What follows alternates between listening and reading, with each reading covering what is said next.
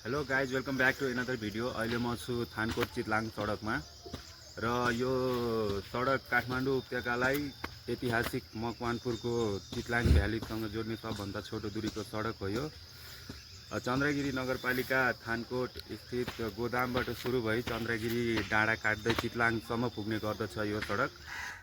यो मार्ग प्राचीन रूपमा काठमाडौँ भित्रिने बाहिरिने चल्तीको पैदल मार्ग थियो। गाडी चल्ने त्रिभुवन राजपथ बन्नु अघि राणा प्रधानमन्त्रीहरू, राजा र सर्वसाधारणहरू यही बाटो हुँदै काठमाडौँ आउजाउ गर्थे।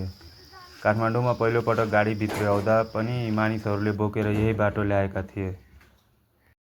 थानकोटबाट चितलाङसम्मको दूरी मात्र करिब 13 देखि 15 किलोमिटर रहेको छ। काठमाडौँबाट करिब 1 देखि 1.5 घण्टामा चितलाङ पुग्न सकिन्छ।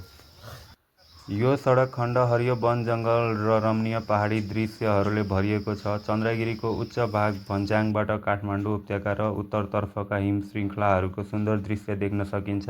सडकलाई स्तरोन्नति र कालोपत्रे गर्ने कार्यहरू भइरहेका छन्। यद्यपि वर्षायाममा भने केही स्थानहरूमा पहिरो र हिलोको कारण यात्रा अलि चुनौतीपूर्ण हुन सक्छ।